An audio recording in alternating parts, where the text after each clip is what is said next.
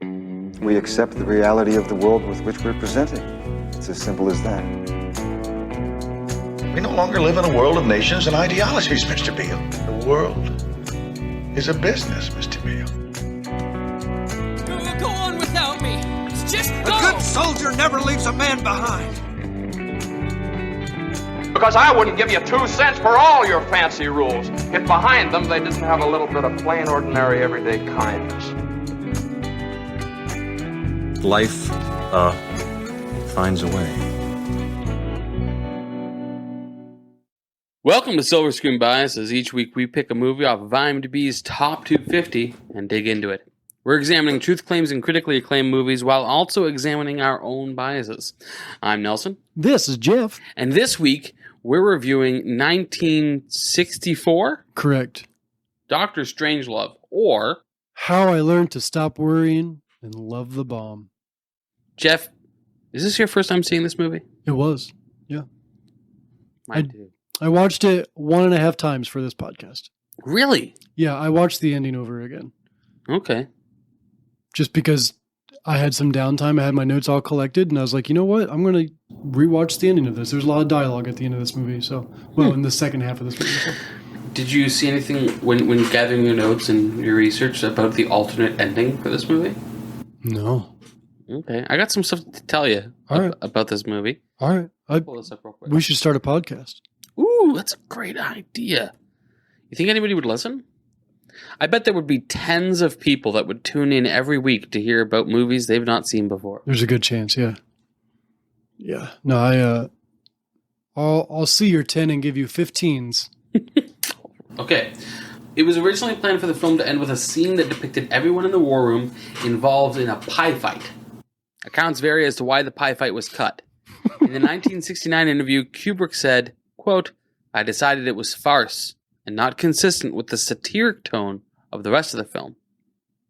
Critic Alexander Walker observed that the cream pies were flying around so thickly that people lost definition and you couldn't really say whom you were looking at. Say whom you were looking at. Now Southern, son of screenwriter Terry Southern, suggested the fight was intended to be less jovial. Since they were laughing, it was unusable because instead of having that totally black, which would have been amazing, like this blizzard, this is which in a sense is metaphorical of all the missiles that are coming. As well, you just have these guys having a good time. So as Kubrick later said it was a disaster of Homeric proportions. Here's something that's really interesting. A first test screening of the film was scheduled for November 22nd, 1963. Okay. Do you know the significance of that day? November 22nd, 1963. That was the day that John F. Kennedy's head blew up because he mixed Pop Rocks and Pepsi. This film was just weeks from its scheduled premiere, but because of the assassination, the release was delayed until January of 1964. So from late November to January. After the holidays. As it was felt that the public was in no mood for such a film any sooner. During post-production, one line by Slim Pickens, what a great name, "A fella could have a pretty good weekend in Dallas with all that stuff," was dubbed to change Dallas to Vegas, since Dallas was where Kennedy's head did that. Right. The original reference to Dallas survives in the English audio of the French subtitled version of the film. The English audio of the French subtitled version. That's right. Why didn't we watch that one, Nelson? I tried to find it, but I didn't care enough. The assassination also serves as another possible reason that the pie fight scene was cut. In the scene, after President Muffley takes a pie in the face, General Turgidson exclaims, "Gentlemen, our gallant young president has been struck down in his prime." Ooh. Editor Anthony Harvey stated that the scene, quote, "would have stayed except that Columbia Pictures were horrified and thought it would offend the president's family." Kubrick and others have said that the scene had already been cut before preview night because it was inconsistent with the rest of the film. The pie fight scene would have drastically changed the tone of that part of the movie. Yeah, maybe. From what I observed. The dialogue that was changed post the assassination, it was neither here nor there as far as like how it would have affected the storyline. But the pie, like to have that alternate ending, that would have really changed the tone. Like I thought the ending of this movie with that kind of like bubbly song at the end while showing all the explosions going off. I thought that was a great ending for what it was worth. Yeah. So yeah, I'm glad they didn't do the pie fight. It would have seemed more of like Adam Sandler got his hands on this movie or something like that. Like, it would have seemed, yeah. This movie, it's a very British satire film. Yeah. It's to date my favorite Kubrick movie that we've watched so far. At what point in the movie did you decide that? When Detective Clouseau, I realized, was playing 3 different characters. That's right. No. Yeah, Steve Martin's great in this. Yeah. I don't know. I didn't realize it was a comedy going into it, or a satirical comedy. I didn't realize that. How long did it take you to realize? It was probably at least 25% of the way into the movie before I realized that this was more of a satire than it was like a straight drama, military drama. Now, probably, again, like watching that ending twice, like it was a lot more evident. But like the beginning, as it started out, like it just seemed kind of like an old military political drama. Yeah, but it amped up as it went on. But I still don't rate it high, and we'll get into that at the end of the episode. But like, I enjoyed it. I really enjoyed this movie. Yeah, it was an entertaining movie as well as like a heavy hitter when it comes to some topics and stuff. It's fun. Yeah, again, he chose black and white. You didn't have to, but he chose to do this in black and white for reasons, and it didn't feel like a movie. Paths of Glory was Kubrick as well, right? Correct. Yeah, it didn't feel like this one needed to be in black and white. It's really hard for me to say which one I liked more. But I like this one. Yeah. But okay, so just a couple stats as we get into this. Yeah. In 1964, this movie runs about an hour and 35 minutes, directed by the Stanley Kubrick. It is rated PG. Not a Stanley Kubrick. Not just any. The Stanley Kubrick. PG. Rated PG. It's probably the most family-friendly of the movies we've watched so far from Stanley Kubrick. Yeah, I mean, I think so. If we're comparing them, I'm not saying it's good for toddlers. Was real clean too. Yeah. I guess just because that was a little bit of heavier and drier. I wouldn't. Yeah, 8.4 out of 10 on the IMDb scale. As we record, it's number 72 in the top 250 on IMDb. Rotten Tomatoes 98%. Yeah, 94% audience. Yeah. So critic audience consensus. Yeah. Good movie. So would you have its journey on the top 250? Yeah, so it debuted at 10th in 1996. Wow. It reached its height at 9th in 1997. And it slowly declined since then. Okay. But even like after that slow decline, it's still in the top 100. Has it ever been lower than 72? No. Okay, so it is the lowest it's ever been right now. Well, I mean, like if it's been lower, it's been like by a couple points. Okay. What about budget? You got a budget for me? Yeah, budget's estimated at $1.8 million in 1964 dollars, which is roughly $18 million today. 10-time increase. That's cheap. It's a cheap movie, but I think the thing to take away there is 10x inflation. 1964. Yeah, good job, America. Good job, Federal Reserve. Yes. You're really doing it. According to IMDb, so take it for what you want, Peter Gospel Sellers, truth. who was in the original Pink Panther movies, the old school Pink Panther movies. That's right. He was not Steve Martin. Not Jacques Cousteau, but Detective Clouseau. Yeah, Jacques Cousteau. I always got them. Those names are very similar when it comes to enunciation. Yeah. I always got those, like, that's the same person. No. Detective Clouseau was not a marine was Peter Sellers. Was Peter Sellers, as far as I know. I was paid $1 million, 55% of the film's budget. Stanley Kubrick famously quipped, "I got 3 for the price of 6." So that's a fun IMDb stat. And oh man, all 3 of his characters were super fun. They were great. Like, and all 3. You could see a little bit of the Pink Panther coming through, but all 3 remarkably different characters as well. Absolutely. Actually, so I've never seen any of the original Pink Panther movies. Really? Yeah, I enjoy those. I've only seen the Steve Martin ones, which is also good. There's 2 of them, and the second one really not as good as the first. Still enjoyable. And I say that with a heavy heart because I love Steve Martin. So you had not seen this before, but overall, before we get into the heavy topics, yeah, did you enjoyed it? You were very happy with this movie? Yeah. I really enjoyed it. I knew it was a satire going in. I didn't know it was a British satire, so it took me still a while to calibrate to their because American and British sarcasm satire are very different, drastically things. different. Yeah, But I loved it. You know, I enjoyed it. I went in with low expectations, just being that it's Kubrick, being that just like so far Kubrick movies have not held high regard for me. Sure, but so I went in with low expectations and came out very satisfied. And I appreciate it. It'd be one I'd watch again. And we'll get into that later, but just like I'm eager to say that now because like this has never been my response for a Kubrick movie. So I'm just excited that I finally have one that I can go, yeah, I like Kubrick. This one. Let's quickly rank our Kubrick movies because we've had already done it. Already did it. Yeah. I've already did it. I did it already. Give me your out of 10 or out of 5 for Clockwork Orange. All right, I'll start at the bottom. Wait. We're going to just go in order of what we've covered. Okay, so I'll do out of 10 stars because that's how I have it on my chart here. Because I'm doing Letterboxd, you're doing IMDb. I'm also doing both, but IMDb is what I have fully updated. Sure. At this By the time this episode comes out, you will have done both. I'll have everything updated, yeah. Correct. So Clockwork Orange, I have 5 stars. Really? Yeah. Oh, sorry, out of 10. Sorry, duh. Out of 10. I gave it 3.5, so 7. Oh, okay, got you. Okay. The next would be Full Metal Jacket. Oh, you're going in order of release? Yeah. Okay, Full Metal Jacket. Let me find it. 7 stars. 3 stars out of 5. Okay. So you gave it 6 stars. Yeah. Okay, so I ranked it higher than you. Yeah. Then Paths of Glory is our next one in order, and I gave that 4 out of 5, which would be 8 stars. I gave it 6 out of 10. Okay. And then for this one, I gave 7 out of 10. This one I've not done my Letterboxd review yet because it'll release the same day as the episode. Mm. But I unless this conversation that we have changes it, I think I'm going to give it 4 stars, the exact same as Paths of Glory. Mm. I gave this 7 out of 10. So yeah, it's all of those movies are in the bottom half of my currently building list of movies to where I'm going to find out if this really will be in my top 250. Yeah. But they're all in the bottom half. But I enjoyed it. I would watch it again. For me, this one sits right beneath.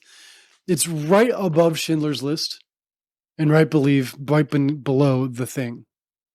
Okay. So it's in between those two. Both of those are 7s. Hunter cried just a little bit hearing that. And that's fine. And he knows my reaction to it. But yeah, no, I really enjoyed this movie for what it's worth. So, okay, so. What did you know going in? It was black and white, and it was Kubrick. That's all I knew. That's all you knew? That's all I knew. I didn't know any of the cast up until watching it. And as I was watching it, I tend to have IMDb open as the movie's playing. So I can just kind of look up some stuff while it's going. Mm-hmm. And so at that point, then I realized some of the cast, which we'll get into in a second. Well, another cast member that we haven't talked about yet.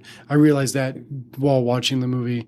But I didn't know anything outside of the director, that it was black and white in the year it came out. Okay. I did know that, but that didn't really. Well, give us notable cast. One, there's an actor named Slim Pickens. And I know that you're not familiar with him. He is like a known Hollywood entity. Okay, so you've seen other stuff from him? No, but I knew the name. Okay. I may have seen other stuff. I know the phrase because like I've gone grocery shopping, and if they didn't have something, I'll be like, yeah, it was Slim Pickens. Sure. I didn't realize. I don't know which came first, the Pickens or the Slim. I think the stage name came. Oh, so actually, I have seen stuff with him. He's in Blazing Saddles, which I've seen. I've never seen Blazing Saddles. Oh, Billy Crystal. I've never seen that. Let's do it. He's also in The Getaway, which I've not seen, in 1941. Those are the 4 movies he's known for: Strangelove, Blazing Saddles, Getaway, 1941. But yeah, so he has a fun name. But outside of that, the other notable cast member is Darth Vader. The guy from Sandlot. No, Luke. Yes, I am James your Earl father. Jones. Wait a second. You mentioned Sandlot. Is Hayden Christensen in Sandlot? No, James Earl Jones is in Sandlot. Is he really? I've never seen it. You've never seen Sandlot? No. All right. He's the guy that owns the yard that the baseball gets thrown into, and it's the yard that has the big dog that they're trying to get the ball from. It's James Earl Jones. His yard. Scary black guy? No, he's playing a black guy. But what did I say? His character's not scary. His character's not scary. They perceive him to be scary because he's a big guy and there's a big scary dog in the yard. Yeah. But as soon as they meet him, they realize, wait, he's a famous baseball player, and he's not mean at all. It was just the dog that's mean. You need to watch Sandlot. It's a classic. Don't watch Sandlot 2. It's a waste of your time. But I'm gonna watch the first Sandlot. I'm going to watch the sequel first and then go watch the prequel. Don't do it. Don't do it. Anywho. I'm only going to watch Sandlot 2. You're the worst. So yes, that's the notable cast that I picked up on. Okay. I did not. Besides Peter Sellers. Did you recognize James Earl Jones? No. I didn't either. But then once I knew he was in it, I was like, oh, obviously that's James Earl I was looking for him, and before he started talking, I didn't realize that was him because he's much younger in this movie. Yeah, I think he's the only black guy in the movie too. Yes, correct. But No women in this movie. The moment, there's the politician that has the lady in the bed. Secretary. Yeah. Yeah. That's right. That was a hilarious scene. Yeah.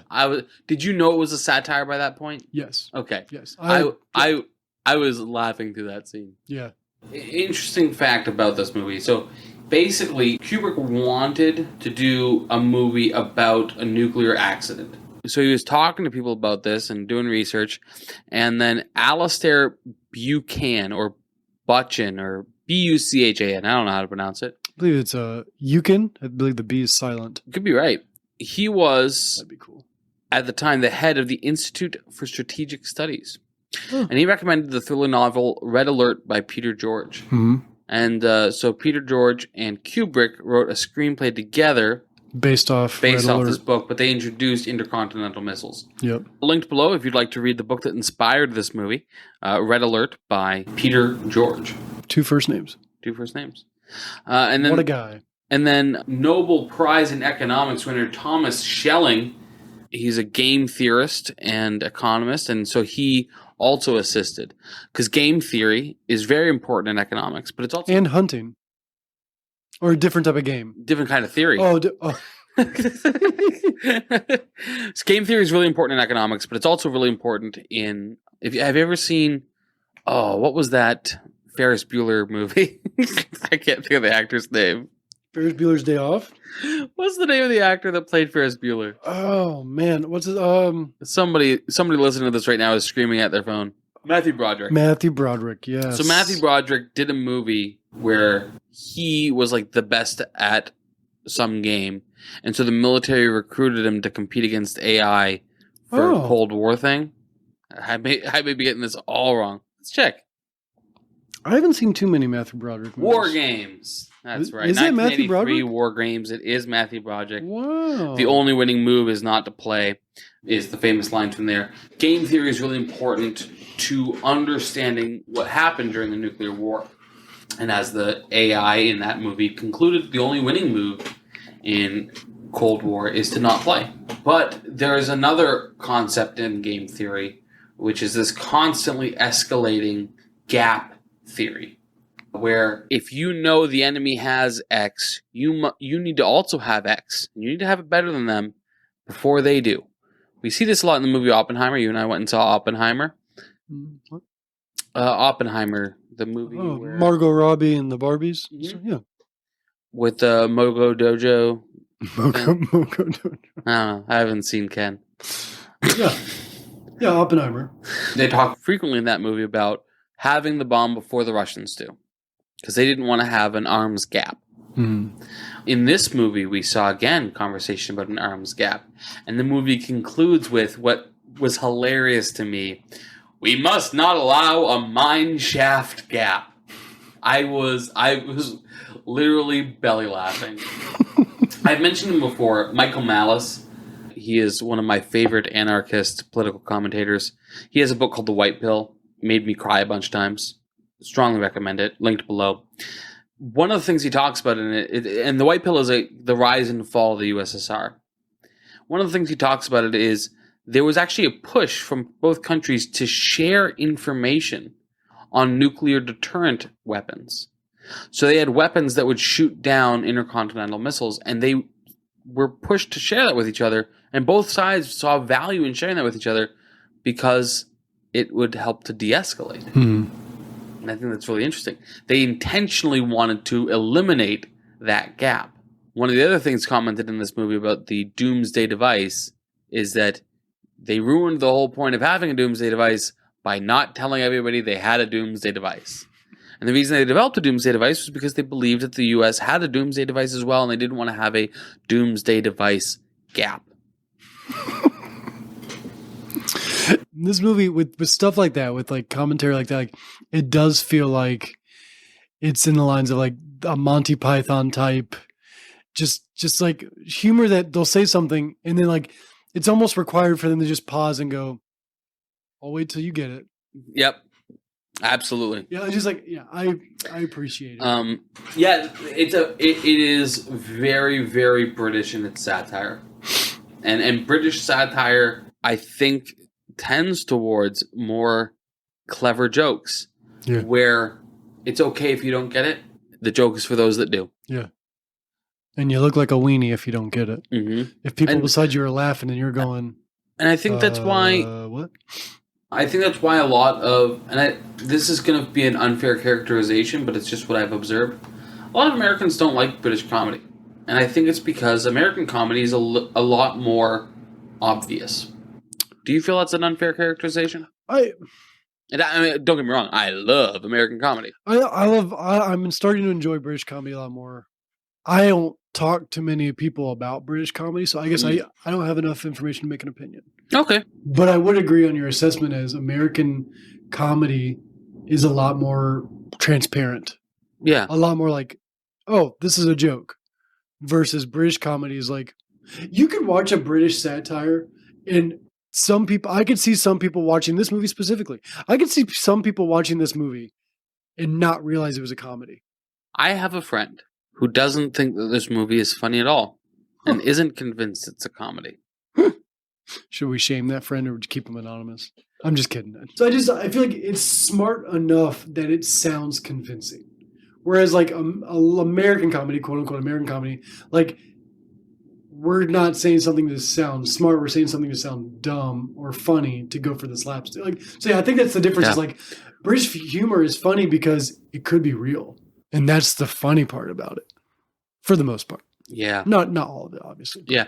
But just that's how I perceive it. Also, something that shows up a lot in British satire is the comedic effect of bureaucracy, which we definitely see in this movie. Yeah. Yep. Satirizing just bureaucratic bloat. And then one thing that was in this movie, the president's name is Merkin Muffley. Do you know what a merkin is, Jeff? I'm proud to be American. You're about to not be. No, that's the only thing that came to mind. I do not know what a merkin is. Let me take you down a trip of U.S. history. Okay. Philadelphia.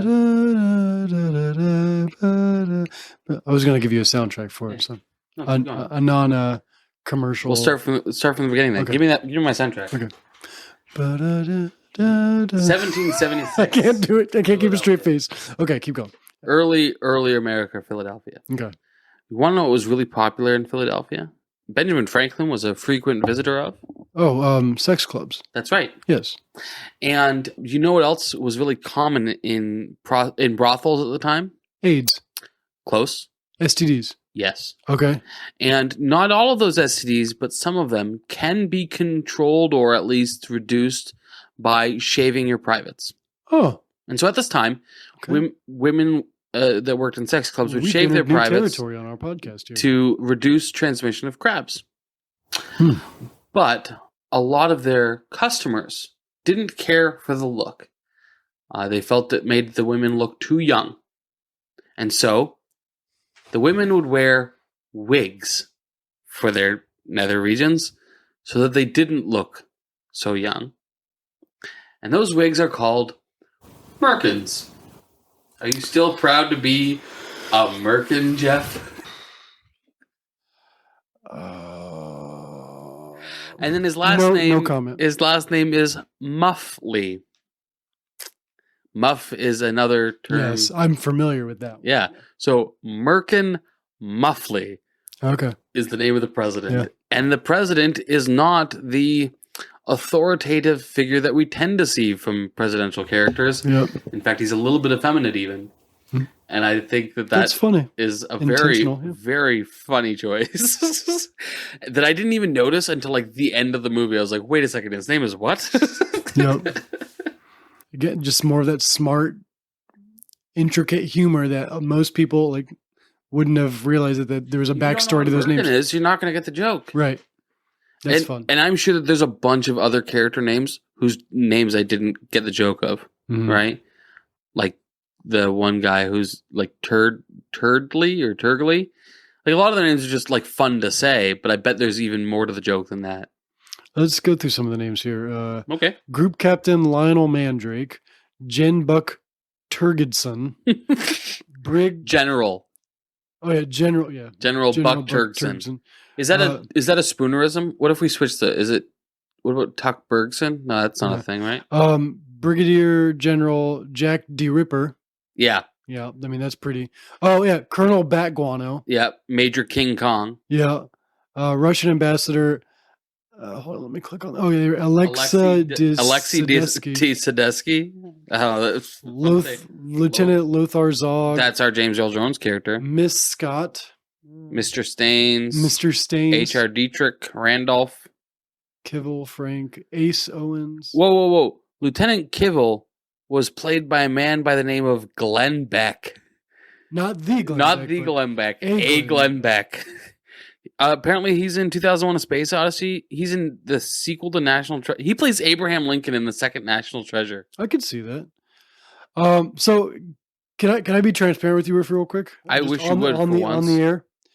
The reason I had to watch the ending for once in your life. The reason I had to watch this ending twice is because I may or may not have been dozing off by the second half of the movie, the first round through. Okay. I didn't completely fall asleep through it, but like I was in one of those weird headspaces where my brain was just like in and out of like consciousness. By the last 10 minutes of the movie, I was gone. The first viewing. Yeah. I woke up on the couch to monkeys jumping up and down. And I'm like, in color. And I was like, man, this movie, like, I was like, okay. On A Space Odyssey. The service that I was watching this on went into the next suggested movie of 2001 Space Odyssey, and I didn't realize it. So when I woke up, I thought I was still in Doctor Strangelove, and I'm like, wait a second. I'm so confused. And then that's what I woke up and I readjusted and I got it back into it. But I was a little confused at first because like monkeys, they really reset the whole earth. Like we're watching the world start over again from on the topic of unofficial sequels. That's not. Did you know that E.T. by Steven Spielberg is an unofficial sequel to Close Encounters of the Third Kind by Steven Spielberg? He had the idea of, well, what if one of the aliens got left behind? And that is the movie E.T. So they exist in the same world? Or like is there ever a reference made to the other? No, I don't know. I haven't seen either. I heard this this week. I heard a guy talking about it, and I was like, well, I got to go back and watch these. Apparently, Close Encounters of the Third Kind is just chock full of imagery and reference to Old Testament. Spielberg is Jewish by birth, but I think agnostic. Okay. And so he made a sequel to Close Encounters, which is E.T., which is chock full of imagery and reference to the New Testament. E.T. is our Christ figure in that movie. Oh, I can see that. Yeah, I can. That the guy that drew those distinctions in the podcast I was listening to, I'm going to be reaching out to him to see if Do you cheat on us with other podcasts? By listening? Yes. Yeah. Unbelievable. I don't listen to our podcast except to edit it. I listen to ours all the time. You've never once. That's a fact. Yeah. If you don't include all the times I didn't listen, I've listened to every single one. Anyway, so I'm going to see if I can get him because he's got a brilliant mind. That's fun. I can't remember the name of the man off the top of my head, but his content, if you guys want to check it out, is Logos Made Flesh. He's not done any content production in a while. I hope he's still alive because I'd love to get him on. He's a really interesting guy. Yeah, unofficial sequels. That's fun. You want to dive into some of the Let's do it. claims in this movie? Do you want to go first? Yeah, I got. What do you got for me? Okay, so part of this was taken from some research I did on the movie. Part of this was also done just by observation, but I kind of put the two together and stuff. Okay. But this movie is not very explicit in any caveat. Language, there's not any. Really? Yeah, I can't think of any. If there's nudity, you can't really see it because there's a couple shots of Playboy magazines, but I don't think there's actually any nude scenes. No, in fact, and that was a gag because, it talks about how busy these pilots are. Yeah. Then it cuts to the pilots reading Playboy, and what's on the cover of, what's on the centerfold of Playboy is a woman. She's topless, but she's laying on her stomach, so you don't see anything. Right. And then across her butt is a copy of Foreign Affairs magazine. Yeah. But the topic of sexuality is throughout the movie. Mm-hmm. And I didn't pick up on it, but in a couple different things that I was watching, listening to, reading about, the whole credits intro of the movie is meant to be sexual, or Really? an allusion to sexuality. When the one plane is fueling up the other plane, that comes from multiple sources, and I think one of them is from Kubrick talking about that whole idea of like the sexual drive of politics. If Kubrick himself said it, I'd give it a little bit more credit. But if that's critics commenting, I don't see it. Okay, but it's more just that subtle like thinking of that type of interaction and stuff and throughout the movie. So I did think that those introductory shots of the midair refueling were really incredible, and I was like, how did they film this? Mm-hmm. Cameras. Also, the engineering of midair refueling is incredible. Yeah, but there wasn't 24-hour flight like the movie alleged. That was satire of the Cold War. But there is in this movie a connection between the sexual nature of humanity. Yep. To how we play our cards in our decision making of just life in general. But for this movie specifically, military and warfare. Tell me more. So let me go to an article I have here. Oh yeah, I guess General Ripper, who really instigates the whole situation, his whole thing is driven by his desire sexual dysfunction.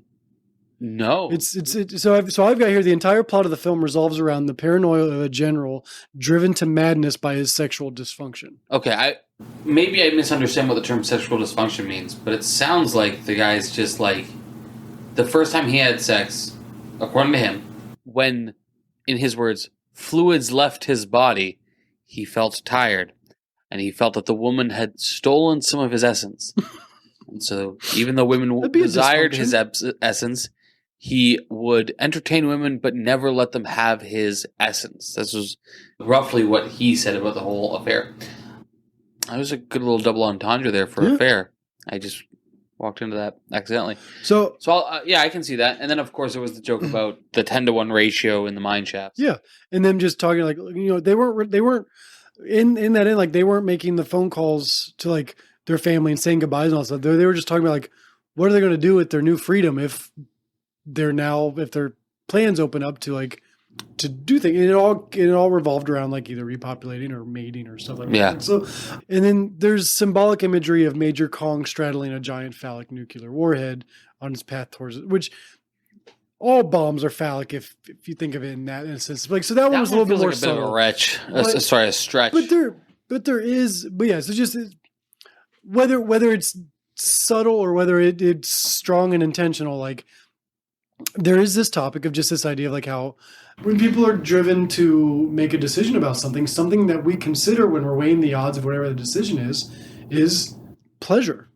whether it's sexual or whether it's just inanimate or just like, but it crosses our mind a lot. And like, it is something that we consider like in times like this, like is, like just, if we lose a spouse, what's the first thing we think of? Where are you married? Well, like, what would it be like to be like, just like that is something that mentally, like we're wired for companionship. We're wired for community.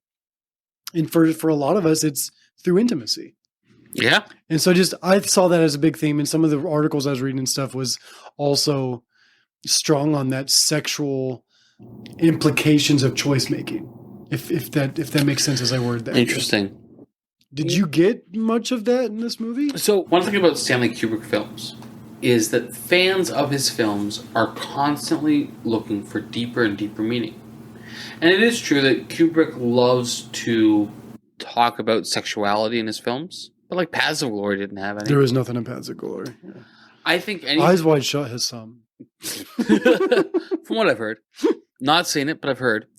I think anything beyond what's literally said in this movie is a stretch as far as sexuality. Okay. But I'll probably rewatch it and watch for that. Because maybe I'm wrong. But I think, ironically, people find deeper meaning in conspiracy wherever they look for it. And I say that's ironically because General Jack Ripper had this whole conspiracy about fluoridation of the water supply, and then other things as well. Children's ice cream, can you imagine? So I think that anything beyond what's literally said is a stretch. Yeah. I think that this movie is predominantly about the way that our war bureaucracy could lead us into war. Absolutely. I definitely say that's the predominant one. And I think I would argue that might be the only thing that he was trying to communicate. Okay, would you say that bureaucrats aren't affected by sexual desires? Oh, of course not. Okay. Yeah. We don't staff exclusively eunuchs for bureaucracy. No, I think that's an interesting political system. Well, let's get into that. I agree with you. This movie is definitely about the faults in our military prepping or warfare strategicness. Yeah. But within that comes our humanity.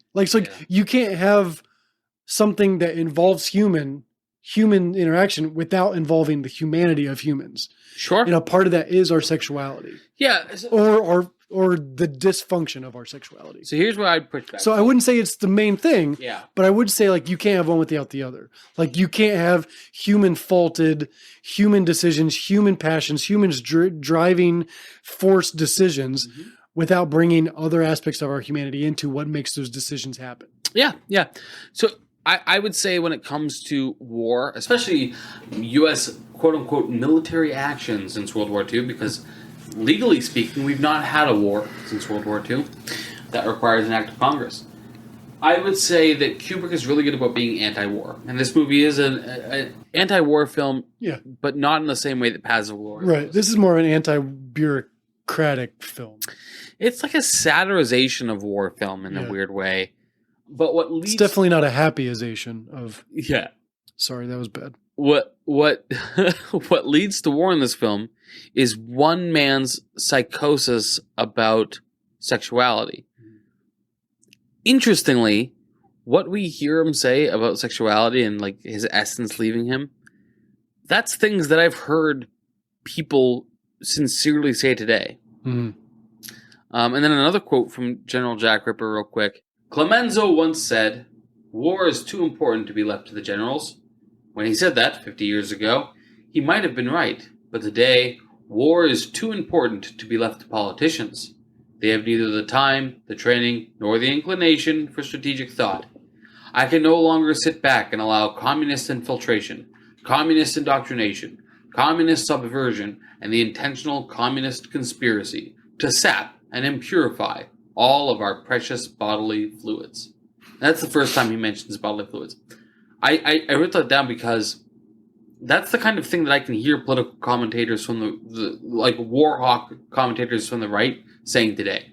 Right. You change communist for woke, and it's exactly what you'd hear today, except for precious bodily fluids, which we're still trying to understand what he meant by that last sentence, I think is one of the lines. The reason I bring that up is because really good satire mirrors reality.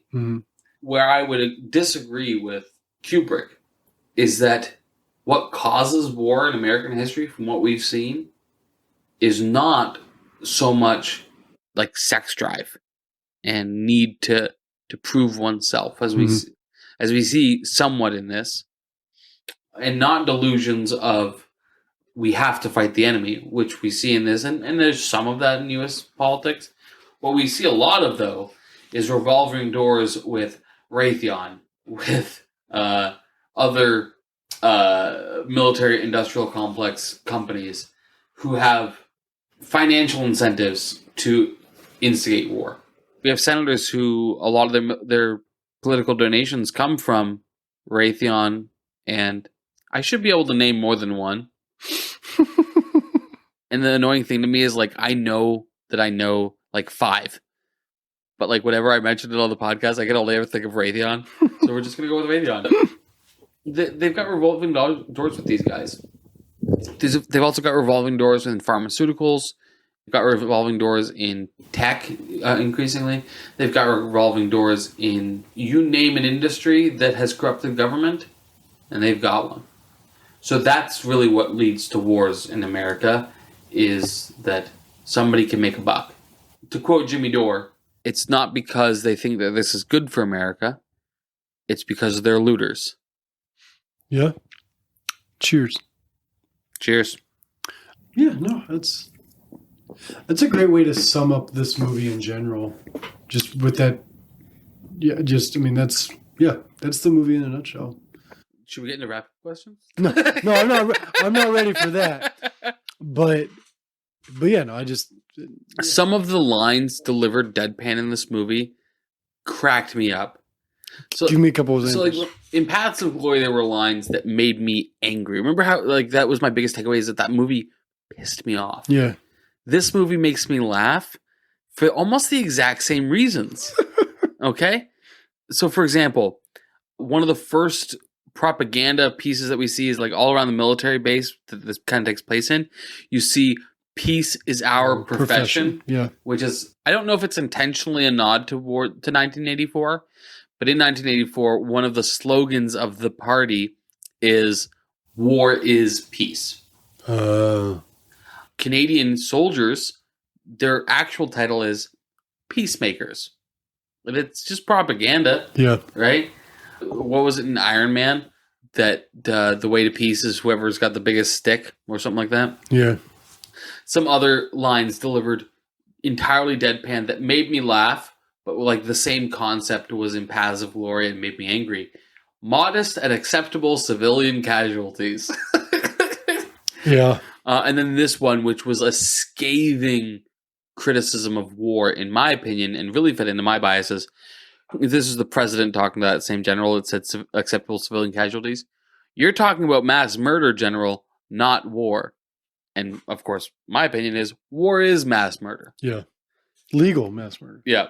And then a little later, that same general fighting with the ambassador, the president says, "Gentlemen, you can't fight in here. This is the war room." That's funny. Yeah. And so there's like a lot of these just like little lines that for me were like just a hilarious satirization of all the issues that I see. Now going back to the movie that you and I, it always comes up. Which there's been a couple movies we haven't talked about it, but in general it comes up. Babe, Pig in the City? Clockwork Orange. Oh. That was not a comedy. But there were some parts in it that were over the top and like flamboyant into the point of just absurdity. Yeah. And the absurdity was funny. It was visually entertaining. Yes. So but it's dark comedy. Right. And this satire is still dark comedy. This is dark comedy, but this one felt more like a comedy. Like the other one just felt dark. Yeah. But what I was getting is like Stanley Kubrick does this really well.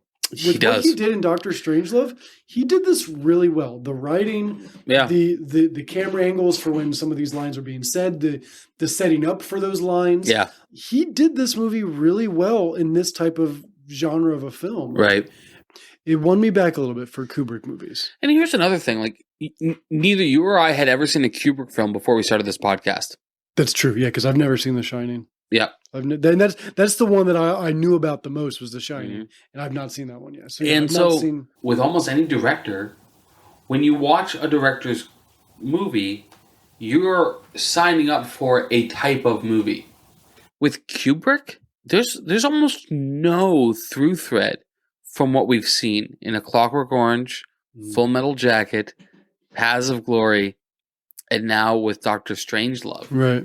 There's almost zero similarity in tone, very little similarity in message.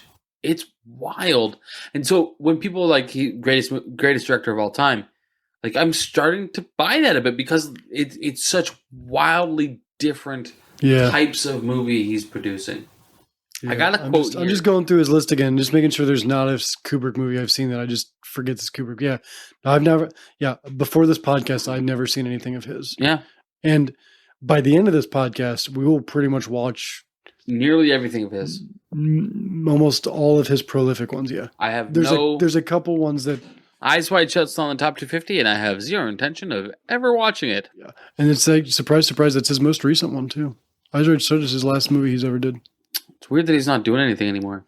He's dead, Nelson. You know, some say died that he in was 99. involved in the filming of the moon landing. I mean, if that's the director they picked to fake it, they picked a good director. Yeah, it's the people that think that the moon landing was faked, of course, that have that opinion. Yeah. Okay, I got one last quote here from General Jack Ripper. All right, before you get to the quote, they mentioned his name, so his name was mentioned before I realized that this movie was a satire. Okay. What's the implications of? Okay, so Jack the Ripper is a mass murderer over in Europe. Killed prostitutes in London. Right, Jack, he's the one that had the hotel, right? No. The hotel was in Chicago, but I watched a documentary about how there's the chance that could be the same person. Oh, interesting. Jack the Ripper in Europe, and then that hotel murder, I forget the name of that guy, but there was that one, the hotel during the World's Fair in Europe or in Chicago. I watched a documentary that there's a gap in murders in Europe during the time where that hotel was active in Chicago. Anyways, Interesting. But Jack the Ripper, the character's name is Jack the Ripper. Jack Ripper. Jack D. Ripper. Oh, his It's Jack D. Ripper. Yeah. I mean, it's definitely intentional. Yeah. But do you think do you think there's anything more beyond the fact that just Jack the Ripper was a murderer and this and it was just implying that does do you think there's more to it? That gives me a little bit more confidence in the sexual frustration theory of this movie, because Jack the Ripper killed prostitutes. And so the theory is that the reason he targeted prostitutes was a matter of sexual frustration. We don't know anything about Jack the Ripper, really. All we know is that He's got a strong name. A handful of prostitutes were killed in London near the Thames. Yeah, Jack D. Ripper. Yeah. So some criminal psychologists believe that Jack the Ripper had sexual frustration issues. So that is an interesting tie-in here. Because General Jack Ripper had sexual frustration issues as well, but in a very, very different way. I think that's kind of really the only tie-in. Jack the Ripper, the historical figure, presuming that all those murders were in fact the same person, and not copycat crimes, which could have been. Clearly somebody that had some dark, evil things going on. In fact, to get some of the kooky conspiracy stuff that I like to listen to, which I think is entertaining and not at all useful for actual education. There are people. I'm glad you've clarified. Yeah. There are people that say, like, supposedly, I've not fact checked this at all. Usually when I fact check this stuff, it totally falls apart. Yeah. Supposedly there was some kind of effigy of a Mesopotamian god brought back to the British Museum, and shortly after the Jack the Ripper murders started. So that's a fun little conspiracy. I doubt there's anything to it. Okay, so that was just my question about that character specifically with his name, because we've talked about names before. Yeah. About the implications and stuff. So okay, so you can go to the quote now. Yeah. I just wanted to see what your thoughts were about knowing what we know about the character and the fact that he's named Jack D. Ripper. Yeah. So this guy clearly had Jack D. Ripper. As we learned through the course of the movie, clearly had some really kooky theories about bodily fluids. And right before we get to exactly what it is that he thinks, we have this little speech that I struggle with, because this is supposed to be our crazy character, and I'm hearing it, I'm like, he's making some points. So he's talking. No, so I need to talk to you about some stuff. He's talking about fluoridation of water, something that I know nothing about. I know some people have conspiracies about. And it's not water from Florida. It's fluoride in water. Correct. And when they first said it, I'm like, what's Florida have to do with their water in D.C. or wherever they're taking it? Right. But no, I realized he's talking about fluoride in water. Conspiracies about fluoride in water continue to this day. Mm-hmm. I have never paid attention to them, so I don't know anything about them. I love conspiracies. Don't know anything about that one. But while talking about his conspiracies about fluoride in water, he says, "It's incredibly obvious, isn't it? A foreign substance is introduced into our precious bodily fluids without the knowledge of the individual, and certainly without any choice. That's the way your hardcore commie works." Mm-hmm.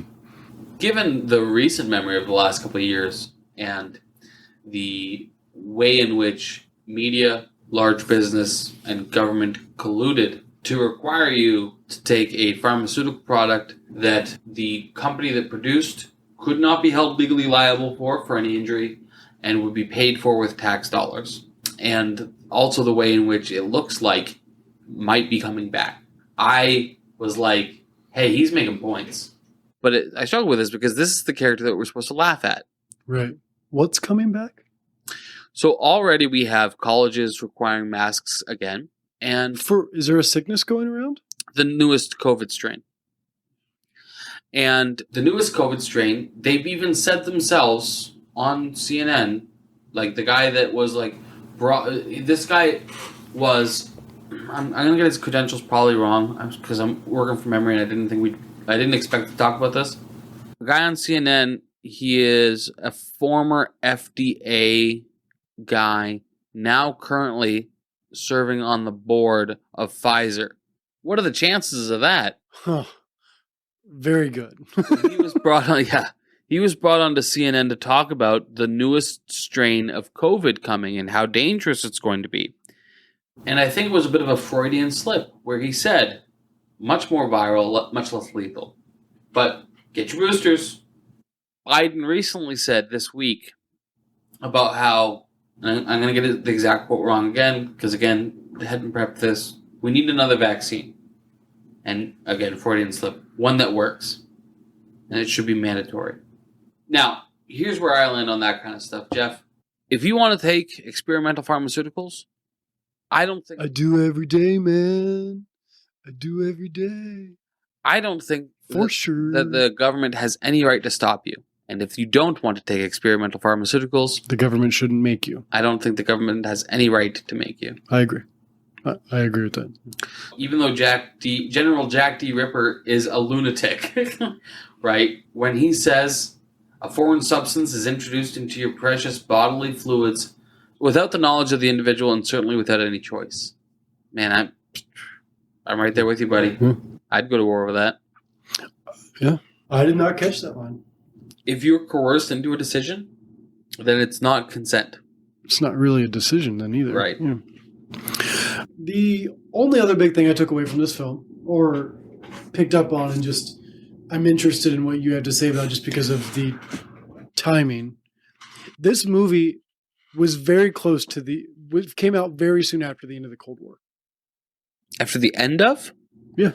No. Or right before? Hold on. Right in the middle. What's the Cold War dates? I was born, and a few days later, the Iron Curtain fell. Coincidence? We're not talking about... Probably. We're talking about decorations. The Cold Oh, War... went to 1991. The Cold War did not end until the Iron Curtain Okay. fell. It wasn't the Cold War then. It was the stuff. It was the stuff that happened with the Cuban Missile Crisis. That's what it was. Oh, That's what okay. it was, which Yeah, was yeah, a yeah. part of the Cold War. Okay. It certainly was. Okay. Also, Let me rephrase this. The Cuban Missile Crisis is an excellent example of what's happening in Ukraine reversed. So this movie came out just a couple years after the end of the Cuban Missile Crisis. Right. Obviously, there's marketing stuff that goes well with that because, it's a still fresh topic for a lot of people and for almost everyone that's breathing. So, there's to have a movie about bombs come out. Like, there's a lot of hot topic film sales that'll come just from it being a movie that's adjacent to something that a lot When of did people... Hot Topic start selling? No, not the movies? clothing thing. I'm just the idea of a hot topic, like the opposite of cold topics. Which we should start a clothing line called Cold Topics. All white clothes. Yeah. With zero... No chains. with references to, like, polka music. Yes. So this movie was based off a book. When was that book Red Alert wrote? Was that wrote fairly recent before Kubrick got his hands on it? Or was it an older book? Kubrick's movie was 1964. Red Alert, also titled 2 Hours to Doom, 1958. Okay. So when was the Cuban Missile Crisis? I want to say it was like 62. 60. Okay. So Right in the middle. okay. So there wasn't necessarily intentionality of Kubrick doing a movie after the Cuban Missile Crisis. It just so happened that a book that he had that was written before. What was the commentary that if any, that was specifically catered to what America just went through? Like, do you think there was anything that was not just a satire of warfare overall, but just specifically going to, look, we just did this? Was there anything that like jumped out to you about specifically the Cuban Missile Crisis that was very, very directly going, Not the You know what Cuban we're Missile referencing. Crisis specifically. Or Atlantically. One of the Pacifically, Indianly, the title sequence in this movie says, "It is the stated position of the U.S. Air Force that their safeguards would prevent the occurrence of such events as are depicted in this film." I don't know if that line is included satirically. However, what we know from the documentary Theater of War, which I've mentioned before, it's certainly consistent with U.S. military behavior to step in and provide commentary on films. This film led to an actual change in policy to ensure that the events depicted could never really happen in real life. The government Interesting. officials So that that watched makes this movie, that makes that line a lie then. yeah, If it led to a change that could make it not Right. happen, then that means it could have happened. correct. Up until the movie came out. Yeah. Yeah. So this movie made a difference. I know that there was at least one moment where there was a real close call for thermonuclear war. And I can't remember whether it was American or Russian. The call was made, and the guy said, like, "Are you sure?" And it was prevented. And it was like an anomaly on a radar or something like that. I don't know the details well enough because honestly, the Cold War is not something that interests me. So You're more cold-blooded, so you like warm things. Yeah. yeah, The hot wars. you know, as much as I have a idiot savant retention for obscure details that aren't marketable, even though I've heard this story a couple times, the Cold War doesn't interest me, and so I just it's never stuck. I just know the general details of the story. But yeah, we were during the Cold War on more than one occasion scary close to thermonuclear war. In our lifetime, right now, Jeff, I think we're the closest we've ever been. Oh, that's optimistic. I think one of the two sides is way more scared of the prospect of thermonuclear wars than the other, and that side will avoid it. I think the other side is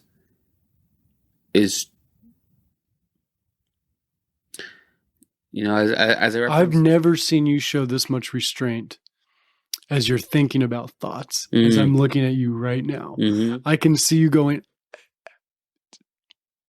like you're The holding. listener can't see you mocking me. Right, which is you're holding back because Yeah. you're meticulously thinking of how you're. I appreciate how you look right now. So as I mentioned earlier, You look Jimmy Dore wonderful talking tonight. about their looters. Mhm. Looters aren't terribly worried about their personal safety or the safety of their communities. That's all I'll say about that. Mhm. Do you? I think I've asked you this before. We need to stop doing military films. We need to get. We've done a lot of military films back to Yeah. back to back here. We need to get on a different track here for a little bit. Maybe crime. But let's bring it on. Yeah, but you and I are both in our 30s, Yeah. young 30s. White, cisgender, heterosexual Yes. males in their 30s. Do you think, unless God decides to remove us off the earth for other reasons, Mm. do you think in our long, healthy lifetime we will see something like this? Because from your perspective, we're as close as we've ever been when it comes to stuff like this. Yeah. Do you think we'll see it in our lifetime of warfare on American soil again? For reasons beyond explanation, I am convinced I will die of old age.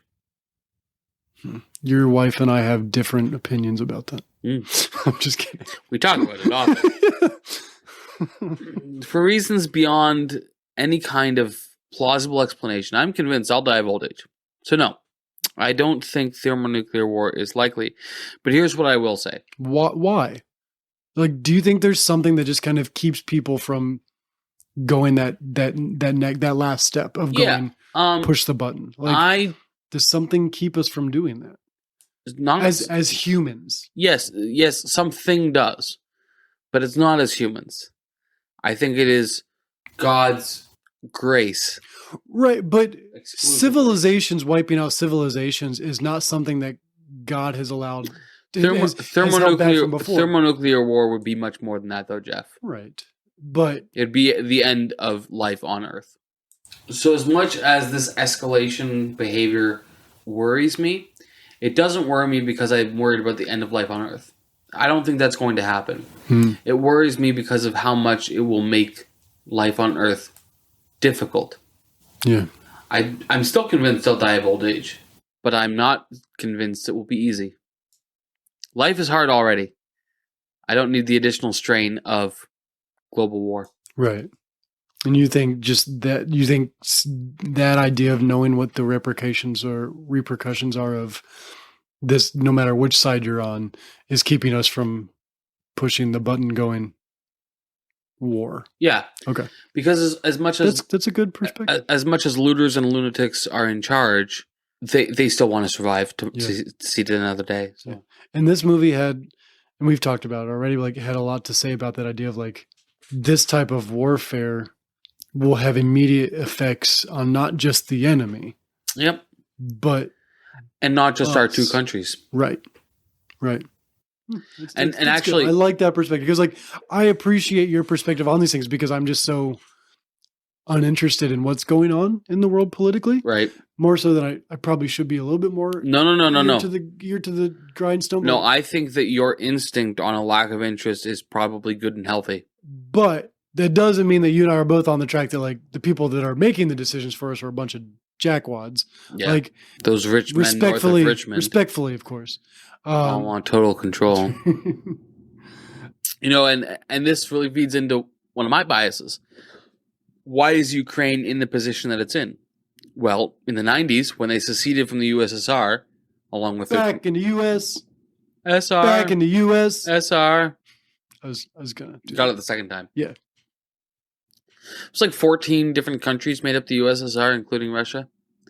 Not long after Ukraine seceded, because they still had nuclear weapons from being part of the USSR, we convinced them to decommission their nuclear weapons. And some say that the U.S. owes a debt to protect Ukraine because they decommissioned their nuclear weapons, which was a deterrent effect on invasion from Russia. Russia. I would argue that we don't owe them anything. We've given them 3% of our military budget, which might not sound like much, but Jeff, that's so much money. Right. That It's could so make huge much impact money. here on our side. Or, just don't tax people. But yeah, if we spent that money here, Right. If it was going to be spent, it should just go back into the pockets of the people who it came we from. have needs here. Yeah. Don't spend that money. Just don't take it from them in the first place. That's But just like I think that everybody should own firearms, and they should own the most dangerous firearms they can possess. And lots of aloe vera for all those burns when your arms are on fire. Mm-hmm. That's right. Yep. In the same way, I'm not a nuclear disestablishmentarianist. I think that countries that have nuclear weapons should keep them, and countries that don't should do everything they can to get them, Okay. because it is the best possible deterrent to an invasion. And you think in that big scale or small scale, you think having that, but with no intention of ever using it, is still a safety net versus not having it. So just like the majority of Americans who own guns and train with them regularly, hope that they never, ever, ever have to use them defensively. And then to take it even a step further, this is my sincerely held belief that the Second Amendment, as intended, was any arms, any weapons that the government is entitled to own, citizens are entitled to own as well. That doesn't mean they should. I have a shirt that says I know it does. And this is probably one of the biggest places you and I would disagree when it comes to just policies in general and stuff. But like I think I understand your logic behind it. Like, I understand the logic, but like, I get it. And I don't necessarily disagree with it, but in that same line, I don't. Okay, there was a shooting in Florida just this past week. Yeah, tragic. Yeah. And that gunman legally owned the military firearms that he used for that shooting. Yeah. Legally Tragic. owned. Tragic. Yes. They also went on to say that he had a failed mental health test. Yeah. But yet he could still own those guns. Mm-hmm. So the math doesn't add up on that. Mm-hmm. Are you familiar with the story of Duncan Lemp? No, but I like their donuts. Sorry, that may not have been a timely joke, but I don't know the name. But I heard Duncan, and I was like, donuts. Yeah, this is going to end up being like the I am a American. No, okay, tell me the story. One of the proposed solutions, and this is actually, I think, a proposed solution from the right, who should know better, to people with mental health issues owning weapons. is what's called red flag laws, where concerned friends and family and neighbors can contact police and say, hey, so-and-so, their mental health isn't right. They got some screws loose and they've got an arsenal. Mm-hmm. And the state, with a warrant, can step in and confiscate those weapons until such time that the person's mental health can be verified. Checked out, yeah. Now, on paper, you might say, yeah, that makes sense. Okay, so Duncan Lemp, this is 4 or 5 years ago now. Duncan Lemp had some guns. He was living with his parents, with his girlfriend. They had an apartment within his parents' house. He also had booby-trapped the doors and windows because he was increasingly concerned that the state would send men to kill him. Because of that concern, whether it was friends or family or neighbors, he was reported for things he was commenting on social media.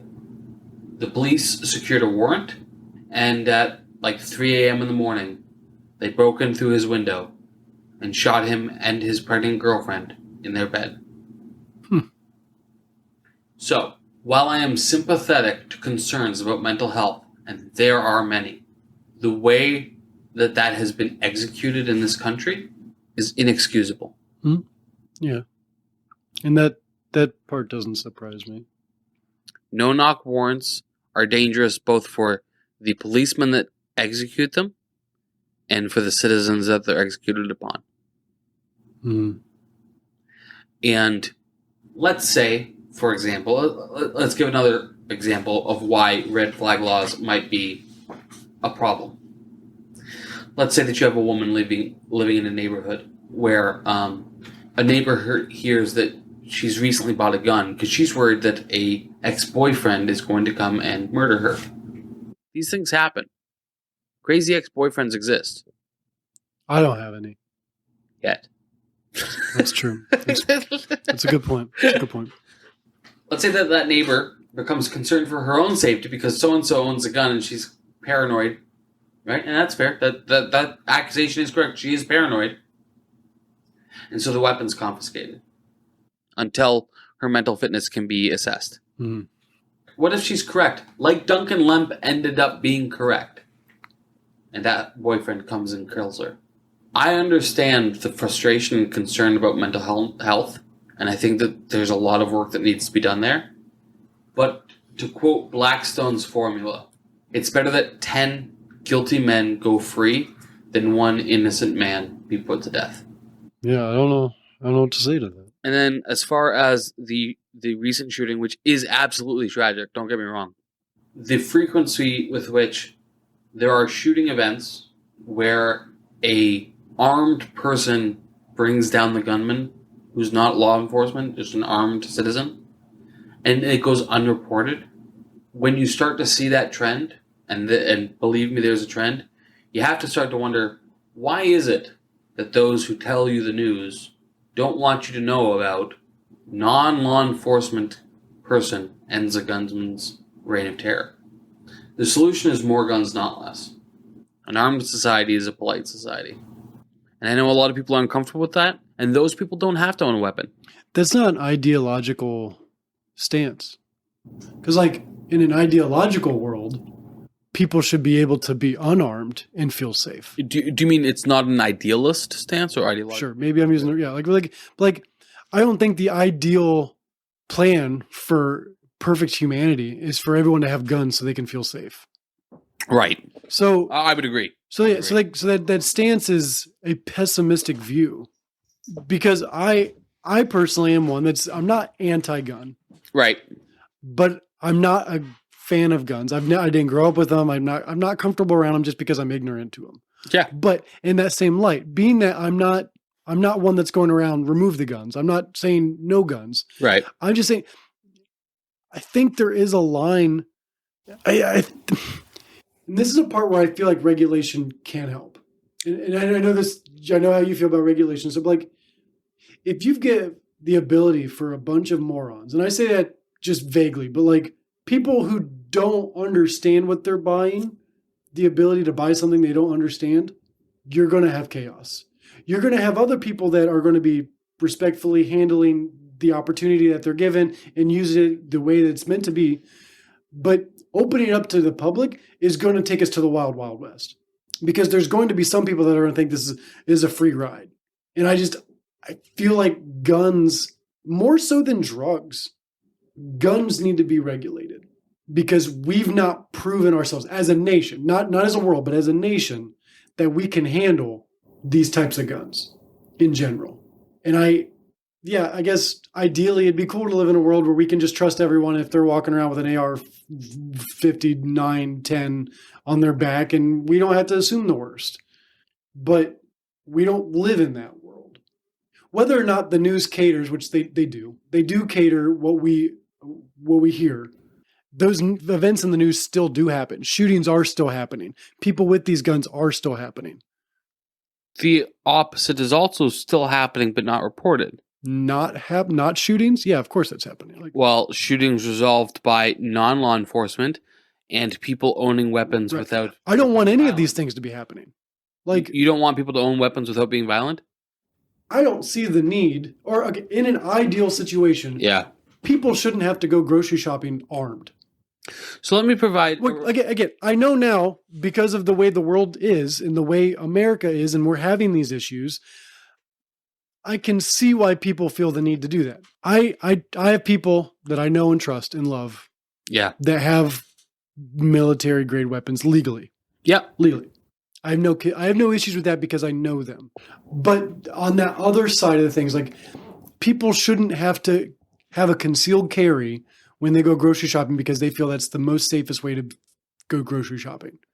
Unfortunately, we live in a world now where there does come some safety with that. This shooting that just happened was at Dollar General. Mm-hmm. Last time I was at Dollar General, I was getting an energy drink and ice cream. Mm-hmm. I couldn't fathom going to a Dollar General and not walking out. And I shouldn't have to worry about that. But that does happen. Yes, other people are vigilanting and all that stuff. That is happening. But it shouldn't have to. And I think it's because people are getting access to things that they don't need access to. Just because it exists doesn't mean we need access to it. And whether you like regulations or not, we live in a society that requires it. And I would love to live in a world where we don't have to regulate people, but we do. My wife is a school teacher, and I love what she does. I am proud of what she does, and she's changing people's lives through education and through just being with people. And guns have infiltrated schools. Schools now have armed guards. That shouldn't be. And it's because people have access to weapons that they shouldn't have access to. If everyone had access to nukes and rocket launchers, that's not going to make schools safer places. It's just going to make schools war zones. What you're saying, I get the idea behind it, but that's not the reality we live in. If everyone could own nukes and military weapons, it wouldn't be a peaceful situation. It would be Call of Duty. Call of Duty Ohio would be the next game that comes out. And I don't trust people with people have the access to that. Sure. Okay. Jeff, may I respond? Present, yes. My time is up here. You may or may not be aware, many members of our church congregation conceal carry to church. I'm aware. How many shootings have happened at church? At our church or just church in general? Our church. 0. Specifically. Okay. So then... How many shootings have been prevented in our church? Just hold on. Okay. Your accusation was that enabling access to weaponry de facto means there will be more violence. And yet, at our church... Would you say enabling access to weapons? Yeah, it's the same word. Okay, got you. So, plenty of men at our church, and probably some women too, conceal carry weapons. And yet there's not yet been a shooting at our church. Right. So, it doesn't then logically follow that just because people have guns, they will necessarily use them. Right. So that's the first thing. You talked about rate of criminal incident. Now, yes, it is true that in, for example, the UK, where guns are illegal, or incredibly restricted and regulated, there are less gun-related crimes. Mm-hmm. You know what they have a lot more than we do? Knife-related crimes. Right. That's logic. I mean, I get the logic. Okay. So it obviously didn't end the desire to end somebody's life. Now, Jeff, do you believe that gun regulation so far in America has worked? We don't have gun regulation At all? Are you sure about that? Are you allowed to own a machine gun? No. We have regulation, but it's proven that people have easy access to get the guns. Like our regulation is very easy to get regulated with. Okay. We have a very thin system for people to get access to what they need to. So we have regulation, but I said we don't just because like okay. Let's then look at other eras of prohibition in America. Did the drug war work? Or did people seem to still get drugs despite the fact that it was illegal? Did the alcohol prohibition work? Or did people still seem to get alcohol even though it was illegal? Mm-hmm. The fact of the matter is, criminals don't obey laws. Right. The people that obey laws are the people that the laws aren't for in the first place. You made the point that this was that it was somewhat idealistic. It's much more idealistic to think that prohibiting a behavior will end that behavior. What I'm suggesting is that because the behavior exists, we need to enable the good people as well to defend themselves. The rate at which school shootings happen in America has skyrocketed since 1994, when we legislated gun-free zones for schools, making them soft targets. You commented, we shouldn't have armed officers in schools. Ideally, we wouldn't. Ideally, there would be no need for armed officers in schools. But the fact of the matter is that there are disgusting, evil people out there who would do harm to kids. And so we need to protect those kids. And in areas like Guatemala, for example, it's very, very common to see out front of a grocery store, out front of a school, an armed private security guard carrying a shotgun and a revolver and like nasty shot too. Like if you get hit with this, you're dead. So while I understand your concern, the amount of times you've been in the grocery store and a bunch of people are concealed carry and nothing has happened is way, way, way higher than you think it is. Right, but the fact that nothing's happened is irrelevant to the fact that how many people are carrying. No. Hold on. Because hold on. You insinuated that increasing access to these weapons would increase the rate at which these violent crimes happen. The fact that there's so many men concealed carried, and if full open carry was legal, they'd be open carrying, that actually creates a disincentive to target these areas. The reason school shootings happen is because they are soft targets. The person who would enact the crime knows this is a soft target. We've done studies where we've asked violent criminals about their criminal behavior, and they've said repeatedly, buildings where they know that there's weapons, I'm not going to go in there. Houses where I know there's a weapon, I'm not going to rob that house. Why? Because my personal risk as a villain is higher if I rob a hard versus a soft target. My position is not the idealist position. My position is that there are evil people out there who would do you harm, and every person has the right to defend themselves against that evil person as best as they see fit. So you're saying regulation can't be a defense? I'm saying that regulation in defense will work as well as regulation in every other sector, in that it will only regulate those who aren't criminals. Now, do I want to own a nuclear weapon? I feel like if you had the chance to buy one, Nelson, you would buy one. Do I think that the idea of owning a personal nuclear weapon is neat? Absolutely I do. Yeah. Absolutely I do. Do I want to own an F-16? No, that sounds like a lot of work. Yeah, big driveway. One of the absolutely key, and we know this from their own writings, influential reasons for the Second Amendment was the Founding Fathers felt it was absolutely critical for the average American to be able to defend themselves against the tyranny that those Founding Fathers saw themselves persecuted by from King George. And you know that's why, right? You know why, right? Like they literally wrote that in the time of warfare. Absolutely. But their goal was to get out of warfare. So do you think in a time of peace they would still be going, yeah, you know what? Let's give because they now took the place of what King George was. 100%. They are now the politics. Yep. So now they're saying arm the people that could eventually be rebels. Yes. Here's the thing. I feel like any they would change their tune too if. yes, and if they change their tune, it's because they're corrupt, Well, yeah. right? You even conceded that point yourself. What they intended for the Second Amendment, we know this from their own writings, is that any weapon that the U.S. government owned, a citizen can own as well. That included muskets. That included what's the knife you attach to a musket? A bayonet. A bayonet. That included cannons as well. Any weapon that was legal for the military to own at the time of the writing of the Second Amendment was also legal for a citizen to own. If you want to own a cannon, you have that right. You do not have that requirement. In Kenosha County, Georgia, they passed a law that the head of every household had to, by law, own a firearm. Personally, I disagree with that. If you feel it is best for your household not to defend yourself with firearms, I believe that is your prerogative, and you should be able to exercise that prerogative. But here's the fact of the matter. Violent crime in Kenosha County plummeted from the time that law was instituted to the time that law was ended. Now, if you believe... So there weren't knife murders during that time.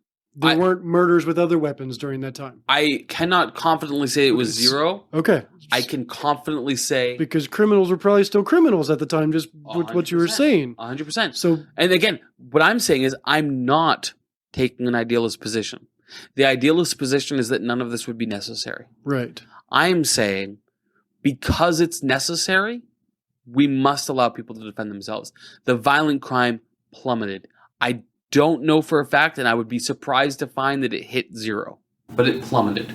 And that means it was a safer community to live in. So you're saying life would be better if we had people outside churches, outside of grocery stores, outside of schools with guns. I think standing their guard. I think it would feel like we're living in the Hunger Games. Oh, and that brings me back to my Wild Wild West point. Yeehaw! You said that this would be the Wild Wild West. Yeah. I have a book for you. Surprise. Titled The Not So Wild Wild West. It shouldn't surprise any of us to find out that the Wild West was not what cinema and television would lead us to believe. It was actually not nearly as dangerous as we've been told. I can't recall. I was not there during this time. So I've been reading this book slowly because it's not a light reading book. But I've been constantly surprised over and over again, and then disappointed that I'm surprised because I shouldn't have been. That the narrative that I've been led to believe, that it was reckless, lawless, and violent, is not true. My final question for you then within this topic, and just because I still don't feel easy about the idea, not that I have a part in this decision or anything, but of saying, okay, you know what? Weapons for all. Yeah. Nothing about that sounds enticing to me. Right. Even if I do understand the logic of what you're saying. Like, and I get that. I get that prohibition doesn't mean the abolition of whatever that is. Right. In fact, all it means is that anybody that's already a criminal is the only one that has access to it anyway. I don't know, there's not a right answer to it. Because again, like, I know many people that I trust that handle guns correctly. Yeah. That I have no issue owning. You guns. Know me. But in general. Although to be fair, I do fire blindly into the sky and at police. That doesn't mean we should. Military weapons have advanced eons compared to what it was when the Constitution was made about, everyone has the right to bear arms. I think at some point we're not, okay, so this goes in with the internet. Okay, so I'm comparing this to the internet. Technology is advancing so quick that government, regulations, politics, the judicial system doesn't know how to restrict, govern, rule in specific court things because it's happening so quick. Things are evolving. What was right for one case in the past now has changed because we see it differently than we did in the past. Like, just because it exists doesn't mean we should all have access to it. My wife's a school teacher, not a militant. When she was hired to teach students, she shouldn't be required to also know how to handle guns, know how to defend children, and know how to combat villains. She didn't go to school for warfare. She went to school to educate the youths of our next generation. Tomato. I'm sorry, that's just that was a cheap joke. but seriously, they're like, we're not all. This shouldn't be required of all of us. Sure. If you make guns and weapons accessible to everyone, Right. then it makes us required, it should make us required then to be knowledgeable about those said things. All right. Whether we own them or not, we should now know how to defend ourselves from them. And so now we're all required to be militants just because everyone else is. Let me respond And before you that get too far. changes Otherwise, like last time, I will forget all the Write things it you down. said. Write it down as I'm talking. Can't do it. Write it down as I'm Can't talking. do it. Go. I literally can't do it. It's not letting me, Go. and I don't know why. Go. So, great points. Here's the thing. I don't need to know how to change the oil in my car. Right. Because there are people who not only know how, they enjoy doing it, Right. and they'll be compensated for it. What you're rightly identifying, is the incompetence that comes from monopoly. Sure. You're saying that it can't be regulated. You're right. It can't be. And that's why we shouldn't attempt to. You referenced the internet. And here's a really interesting thing. You commented on the way that warfare and weapons have evolved since the writing of the Bill of Rights. You know what else has largely evolved since the writing of the Bill of Rights? Monkeys. The way we communicate, all of which falls under the First Amendment. Just because we now have an internet and a greater opportunity than ever to communicate with people, which we're doing right now, Jeff, that doesn't mean that the First Amendment doesn't apply. Just because the government has innovated incredible ways to kill people doesn't mean that the Second Amendment doesn't still apply. Recently, Joe Biden, and I say recently, but I think this was like a year ago, Joe Biden, when pushed back on the Second Amendment and reminded that the Second Amendment was written to resist tyranny, his response was, anybody that thinks that owning guns is going to be able to resist tyranny forgets that the government has nuclear weapons and F-16s.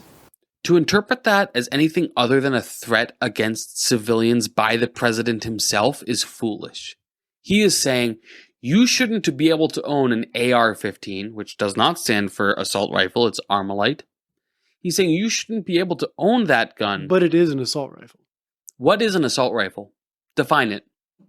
It's military grade weapons. Like It's not an assault rifle. All that term means is this is a gun that looks like the guns that military use. they are the same gun. No. The U.S. military doesn't use AR-15s. The AR-15 is not a government-issue military weapon.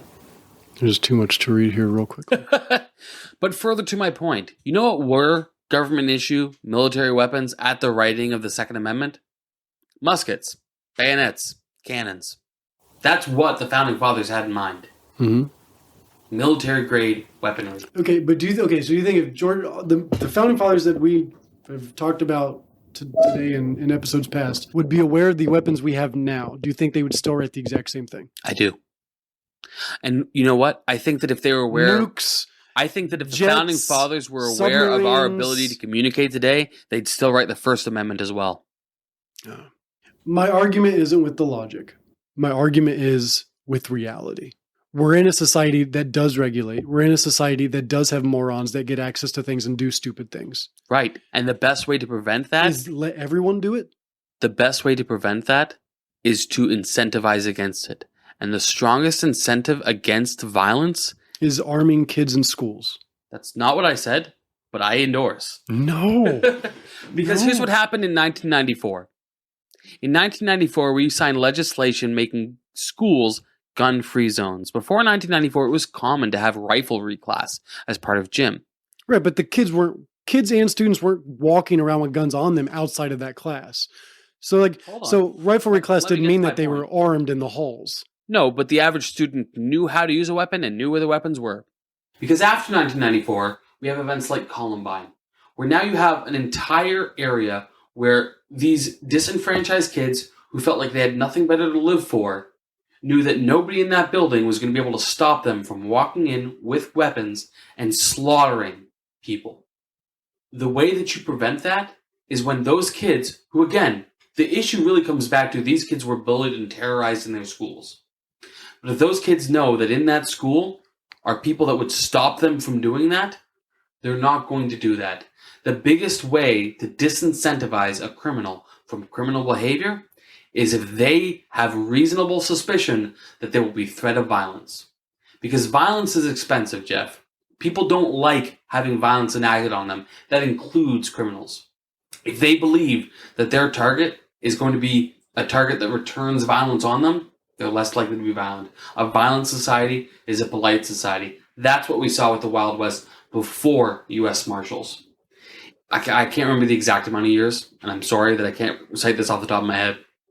There was a certain amount of time before the U.S. Marshals appeared west of the Mississippi, where the 5 major cities of that area had fewer bank robberies in that entire time than Dayton, Ohio has every year today. Within a couple years after those U.S. Marshals coming, that amount of bank robberies was happening all the time because we'd centralized that right to defense in a handful of people. And if you can corrupt or distract that handful of people, then you've left a soft target.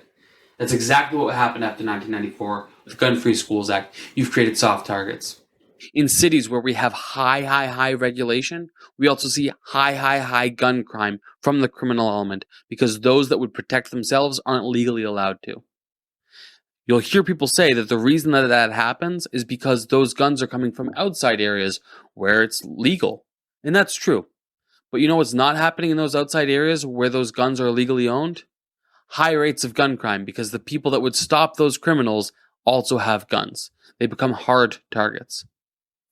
You're never going to eliminate the criminal element. To eliminate the criminal element is idealism. You have to eliminate the sin nature. Exactly. Yeah, I get that. And short of the return of Christ, we're not going to eliminate sin nature. So do you think Jesus would, what would Jesus do? WWJD.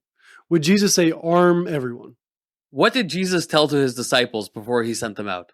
He told them to carry a weapon. He told them to be as peaceful as doves and as cunning as vipers. And he told them to carry a sword. A sword or like the sword? A sword. None of them did, though. Do you know that for a fact? For 3 years, they've lived with this man, and everything he said that would come true has come true, and they don't. We have nothing in Scripture that says Jesus ever walked with a sword. No. So why would he say one thing and do another? I don't think Jesus wouldn't have had a concealed carry, but would he have told everyone else to conceal carry? He never picked up a sword. In Scripture, Jesus never picked up a weapon outside of like a rock and drawing a line. So outside of his words. And in fact, he said, those that would live by the sword will die by the sword. Right. And when John used the sword to cut out the ear off of a soldier in the Garden of Gethsemane, he put it back on him. But that doesn't change the fact that he instructed his disciples to carry a sword. Not the sword, a sword. So Jesus would be okay with armed people in schools. I just feel like that's not what we know about Jesus. Because if this is what Jesus was preaching, then I think he would be a fan of the sign in this movie, which we were talking about. Yeah. Peace is our profession. Yeah. As they're making bombs and dropping bombs. Like it's contradictory. Okay, so let's talk then, because what you're identifying is a sort of seeming paradox. Yeah. I personally am a pacifist. Yes. We're not talking about the ideal society. We're talking about what do we do with the revelation that sin exists. Right. But so knowing that we're not in an ideal society, Jesus lived in a not ideal society. Yes. And he wasn't telling everyone to arm up because he himself was not arming up. He said that phrase, but did he mean it the way, like, he talked cryptic a lot. He also had perfect knowledge of the future and present. That's also true, in which none of us have tapped into. Right. Here's my point. What I'm proposing is not idealism. It's the opposite of idealism. It's cynicism. What you're suggesting is idealism. You're suggesting that somehow we reform society so that the criminal element that would pursue to own weapons and do harm on people just shouldn't. We know from England that taking away guns doesn't stop crime because now they have record levels of acid splashes on people. All their teeth are messed up. All their teeth are messed up. It's crazy. Obviously, legislation doesn't fix the human heart. Only one thing can purify the heart, and it's not going to be the state. Dove soap. Exactly. No. And so what I'm saying is, because the only thing that can purify the heart is Christ, what then do we do as a secular society? the best possible option from all evidence Arm up. is arm up. No one's coming. Defend yourself. What did we see in Uvalde, Texas? That was a gun-free zone where the only people legally allowed to own... I'm going to get fired up on this one. The only people legally allowed to own and carry weapons on that property were police officers. And for 45 minutes, they stood in the building doing nothing. And if you look up footage, it says the sound of children screaming has been redacted. If that doesn't make you want to own a gun... It doesn't. And listen, here's the thing. I think that that's fine. You don't need to own a gun because I don't trust myself with guns. Right, when I'm looking at Kennesaw County, Georgia, and they say everybody has to, no, that's not the right conclusion either. Yeah. But clearly, depending on the police, is not going to do it. Depending on the police, who will take 15 minutes to show up and 45 minutes to enter the building and then another 45 minutes to do anything about it, that's not going to do it. Your children are going to be slaughtered while you are refused entrance to the building. So yeah, I think it's messed up that teachers should be expected to know how to own and operate a gun. I think that's messed up. I think it's even more messed up that there are people out there that make that required. I'm sorry. I'm getting really heated. No, this is fun. And I don't like getting heated at you, Jeff. I this love you. isn't at me. This is at. I love you. No, I know. No, we're good. Oh, We're good. that's the most heated I think I've ever been on this show. Sexy. I don't. It's hard because I don't disagree with the logic, and I can't really argue against it. But I don't want to live in a world where everyone's armed. Nor do I. But that world's not coming until Christ returns. So then what? Then what's the value in our life then if we're walking around in this post-apocalyptic, militant, behind just every grocery store, every gas station is behind chainmail and barbed wire? I want to push back on that because that's not that's not the reality of what would happen in such a society. If everyone walks around as if they're militaries, people are already wearing bulletproof vests as fashion. Yeah, I think those are pretty dope. Yeah. Here's the thing, Jeff. Here's the thing. The more that there is an expectation that everybody in your community is armed, that the guy walking down the street is armed and ready to defend you, his neighbors, his loved ones, that drives down crime. It will strike a balance. Listen, I understand the concern of this post-apocalyptic type situation, barbed wire everywhere, checkpoints and all that. I don't want that society either. But if all weapons are legal, that's what would happen. That is a conjecture. I don't know what that word means. You assume that that's true, but there's not evidence to say that that's true. In fact, the evidence is to the contrary. I had a scenario. Okay, so this happened recently, and locally, my wife took our daughter to a public area. Mm-hmm. It was a recreational area. A park, if you will. Yes. And a gentleman was open carrying. Yeah. He had a harness on, and he seemed, I was not there, but from my wife's description, he seemed non-threatening. Yep. But clearly there was a gun on his side. Yeah. My wife did not know this person, nor was she interested in going and introducing herself. Okay. And just the fact of seeing a gun in public made her uncomfortable. She got up and left. Yeah. Again, we don't know this gentleman, and I'm not going to assume the worst, and clearly nothing happened. Yeah. But whether it's concealed or not concealed, my wife didn't feel safer. Sure. Because she didn't know the person behind the trigger. Yep. So there's not safety in knowing that everyone's armed. Perceived. In fact, there's not perceived safety. Maybe. Because her perception was that she was unsafe. But was she unsafe? We don't know. Right. So it's perception. Right. It's not reality. So, right, but the same is true for the other side of that coin, though.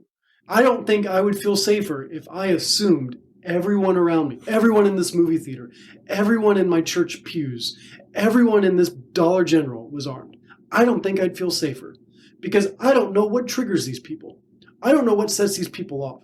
I don't know what small thing's going to go, oops, misfire. It's like there's too many variables to go, everyone can do it.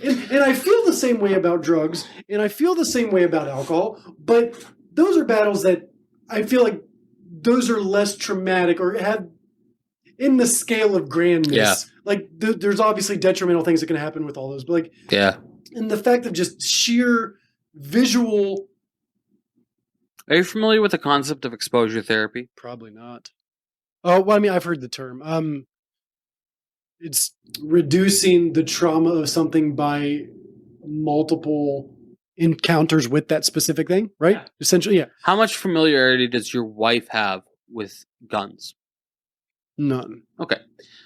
Prior to graduating from high school, I'd been around guns maybe 2-3 times. Okay. Not long after high school, I spent a significant amount of time in Honduras. And the first time I saw a security guard just walking around a mall with a shotgun and massive pellets of... Right. I don't even know... I'm not a gun nut. I don't know all the terminology, right? And just like a big revolver on his hip and all this stuff. That first time was very jarring for me. Mm-hmm. I didn't feel safer. But the more I saw it, the more I understood it, the safer I did feel. After a while, it was like, I didn't even notice it. So yes, I do understand that, and I sympathize with the fact that your wife didn't feel safer seeing this guy. Would you have stayed?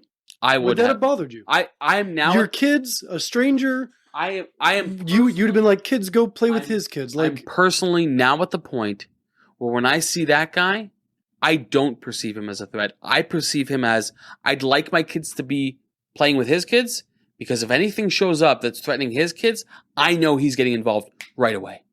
In fact, from what I've seen from police, especially with Uvalde, going back to that, I'd be way quicker to have the open carry civilian kids playing with my kids than the cops' kids. Do I like the idea that everybody is armed and everybody is on alert for threats? No, that's not my ideal world. My ideal world is a world where everybody cherishes and values rights and property and life. And that's not happening until Christ's return. Until that time, sin is in the world, Jeff. And mosquitoes. But we repeat ourselves. Yeah. It's a tough subject. It is. I get why people struggle with it. But here's the other thing. I don't think anyone should be required by law to own one. Kennesaw County. Right. And I agree with that 100%. Right? Same with on the medical side as well. Yeah. But even not weapon, I was going to say that's an easy one for you to agree with because you're not comfortable with guns in the first place, but not even just weapon. Like, I don't like the idea of someone saying you have to do this. Yeah, like own car insurance. Right. I mean, technically, yeah. Even something like that, like just nope, you need this. Like you're required to do this. Like that does bother me. Yeah. Some of them I'm going, okay, whatever. But like something like that, yeah, I would have a big issue if they were saying no, you have to own a gun. Yeah. I'd be like, no, you have to get vaccinated. This came up with during COVID. Okay, getting off the gun subject, and we can end here whenever we want. Like, if the company I was working for at the time, if they were to have required me to get vaccinated, I don't know if I would have stayed there. Not because I've never gotten a flu shot before. I've had flu shots before. I've had vaccinations for like all these other things. Like I've had vaccinations for, so I'm not anti-vax. Yeah. But for a company to go, we want you to have this for you to stay working here, I wouldn't have liked that. I would have been like, it's okay, a line crossed. I'm going to go somewhere else because that's not your business. Right. So it's not just weapons. Right. And I'm not in an ideal situation. I'm also not a fan of regulation. Yeah. But we don't live in that ideal world. So because if there's going to be regulations made, I hope it's for the chance of salvaging humanity versus conceptually. If you could execute it perfectly and enforce it perfectly with no mistakes, I'm all for regulation. Mm-hmm. The fact of the matter is, it's not possible. It doesn't work. That's not the way it works. And I agree with that. So. I love you, Nelson. Let's land on rap questions. We good? Yeah, let's hug and cuddle on the couch for a bit. Yeah, we got heated, and I don't love it. No, but we're both passionate about humanity. I try to stay so in check of my emotions when talking about politics, and the amount of passion that came out of me, I didn't even know that was in there. Don't apologize, like because you and I both have kids. I have kid. You have kids. Yeah, that situation was horrifyingly tragic. In the amount of loss of kids. Yeah. That passion is rightfully so. So don't apologize. Like, and there were, and I don't know if people know this about that. There were parents that tried to go in and rescue their kids. That were not allowed. And were refused access. Yeah. And then their kids died. It's horrifying. And it's not ideal. That's an understatement of the century. All right. Wrap up questions. Thank you guys for sticking with us through this episode. We are talking about Dr. Strangelove here. Would you recommend this movie? Yeah. Yeah, I would too. I'm having so much trouble switching gears. Back to, Oh man. No, and I do see the correlation of the conversation we had into this movie. Yeah. There is a connection. I don't think we went too off the rails It wasn't unrelated. No. But I would recommend this too. I think that I would almost use this as the Kubrick gateway movie. I think that's for movies that I've seen so far of his. This is like, it's a soft introduction. Personally, it would be either especially for the Paths more of Glory. satirical side, or Paths of Glory, Yeah, which I was a agree. much more serious movie. Of the 4 we've seen so far, And we've seen and here's one 2 thing on about each all side. 4 movies is, man, did they make me feel things. Yeah. Paths of Glory made me angry. Clockwork Orange made me disgusted. Yeah. Full Metal Jacket made me disgusted and angry. Yeah. This made me laugh, but also be angry. Yeah. No, Kubrick is brilliant. Yeah. He's not a director that I would say is my favorite just because like none of his movies have been mind-blowing or earth-shattering for me, but he's done Master of his craft. Yeah. I just don't like what he's made. Right. I'm not a fan of his craft in general. Yeah. Okay, it's rated PG. Would you change it? I don't think I would. I don't think I would either. I don't think that this movie makes sense for anybody under the age of 13. Right. No one, yeah. They're not going to be interested, but there's no reason they couldn't watch it. So if I did change the rating, it would just be because I would want to make sure the audience that's watching it was prepared for the type of humor and that type of topic. Yeah. But not because of moral or images issues. Yeah. There's no violence. There's no depicted violence outside of just explosions, but you don't see casualties from it and stuff. Like, it's just all dialogue and stuff. Yeah. So there's no language. No, silent film. It's not a silent. You watched the wrong movie, Nelson. You said there's no language. Has it aged well? I think so. And it's a function of choosing to do it in black and white. Right. And there's the black and white didn't do anything for me in this one, though.